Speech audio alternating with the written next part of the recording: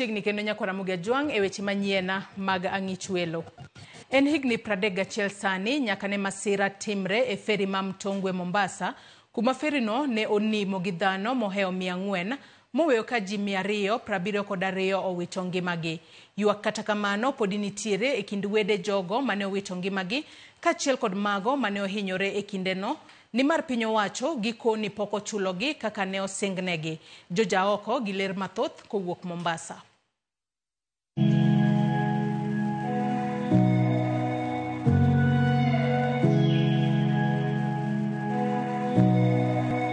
Gweng' ma Mtongwe e Likoni, Mombasa.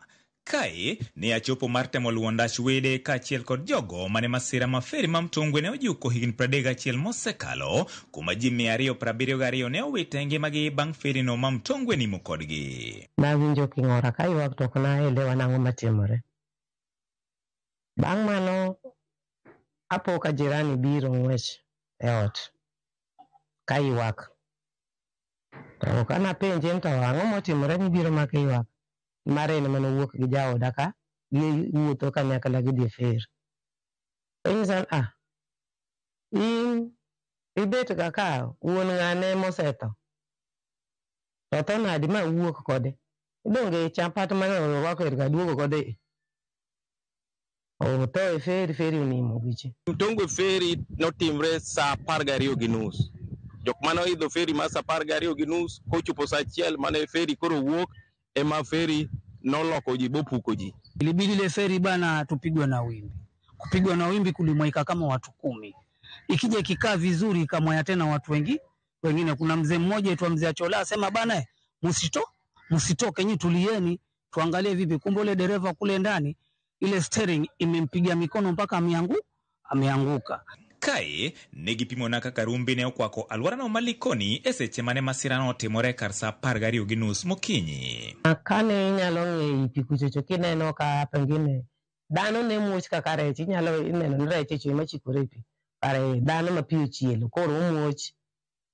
Ne waringo kwadonjo e pi kachocho ma wachopo nyaka kama pi giknwa ka kwadhi manyo. To ng'ato onyalo bedo ng'ato.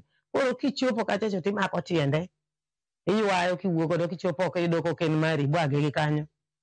Kendo chaki bedo kande ng'icho. Tengno kata kaning'e baba o kata kaning'e watni ne dak ing'e ka jite nolokre rachar ka wazungu. Jite ne gin rachar unless kane ng'ato ne ngi alama moro eminyalo ng'ego ni mae to ng'ane. Koro komao maber baba ne ngi alama mar nochame kod mdudu mbaya mar lwedo cha. Ema ne owadwa maluwa nong'ego nkech owadwa no miluongo ni Victor ne baba ohere sana. Chenro mar temo reso ji mangima kaachiel kod mago manosetho gikoni ne ochacho e nam thuolo mar chiegni ndalo 5. Jogo mane wuok oko mar reso ji bende ikone gin moko kuom jogo mane owito ngimagi, ni mar oganda mathoth ne temo chunjo kuomgi katemo manyo resruok. Ulikuwa ukionekaniwa kama unajua kuogelea, wale wengine wanakung'ang'ania kukushika mguu, kukushika nguo, sasa unakufa ukijiona. Na ilibidi sasa sisi wengine pia tusaidie wale ambao walikuwa karibu tu baada ya kutoka na feri ya didimia kwenda chini, tukashika watu mikono, wenzetu wengine kuwaleta juu. Hapo pia ilibidi tusave mama mmoja alikuwa na mimba.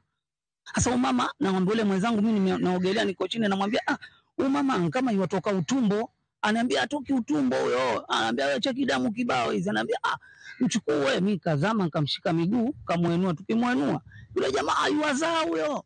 Kabidi tukamtia ndani ya boti tukampeleka navy. Captain mar melino manen Coxswain Mwinyi baba wa manore sonket neno siep na nagiero mbake mego opira gi koro no dhi borese to noreso mama moro kanyo koro kano dok no dhi reso ng'at mar adek to maji koro no kwamo kuome ni koro mae manyalo bwana ni manyalo konyowa nkech yudo ka jomoko no mako bade ne jomoko ng'ute jomoko tiende koro ng'enne ok onyal kwang kendo koro no bidio tho nikech jino no fundre kuome.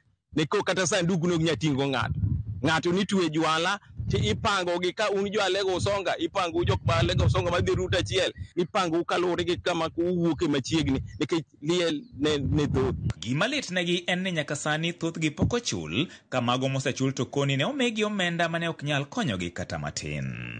Kulikuwa na bomb blast kulikuwa na Kisumu ile boti ikazama. Wote hao watu washalipwa. Hao watu wa Mombasa walipwa. Kwa nini Mombasa watu wanaonewa? Hakuna kitu chochote tulichofidiwa bwana. Hata mpaka sasa nikikwambia tumekaa katika huo muda tulisahau pia Mungu anataka tufidia sisi. Chikono nen pesa makataka nenti no ngima nen pesa matin kuome. Ko ne waka no sebedo. Onge kaka dang watim. Pesa kata kano chul pesa no donji lwet joma no donji. Ne gikawo gitiyo godo kigin. Anegimia siling 2,000. 2,000 no ongo kuma nokonyo go ngimana nikech by that time mane gigole pesa no nen iga mar 2,000 mane odo kakora seteko klas 8. To bang' masira no timore, jodak ma Mtongwe ywak ni chenro mar wuoth feri ma Mtongwe ne ochungi, gino maketo gi tich matek luoro nyaka e feri ma Likoni. En wach ma bende gikoni onego chenro mag ohala e gweng'no ma Mtongwe. Sama wuoyo kodi ni onge feri, onge operation mar feri Mtongwe ka. Dhano sani luoro nyaka Likoni. Mtongwe bed affected, sani onge biashara madhi mbele ka, uchumi mar piny ni mar area ni ne piny, udi ji oringo, udi ji odhi dak but feri ma Likoni. Ineno, criminal rate osebedo ka idho nikech jok made vijana matindo tindo made vuko kadhi manyo haki gi malo kocha cha. Sani koro gini mtaa. Wamama moko mane dhi dondoa kahawa loka machielo cha. Sani koro gini mtaa. Kitu na mabasi yachomeka barabarani huko. Kila kukicha accident zinatokea huko barabarani huko. Hatujawahi kusikia sasa usafiri wa magari umefungwa kama Mtongwe kulivyofungwa usafiri wa feri. Sasa hivi sasa itani cost a lot kulipa matatu hapa, kulipa matatu pale, alafu kufika feri mara kuna hiyo jam kama ile ya jam ya last 2 weeks. Kagida gin nok mag feri. But services oknyal dhin kech waonge feri. One code boats ka, mina nogi. Magi boats manyalo tingo jika. Gibedo certified kod KMA. They are allowed to transport people. Koro gialawa, wabed kod gipiny, giketno regulations, giketno kod sheria. Mwanyalo tiyo go ka. Mondo wami wakal jo wagikar kae. Mondo jikikiluor nyaka Likoni kucha.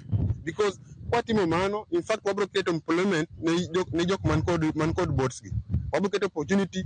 Mwonye cha uso tomato kae, nyanya, chiemo, rai, chinchi, somedho nam kae. Koro jok mabiro gi boats go, broga kalukane to nyeo gigo to gidhi ute gi to jodakadaka maber.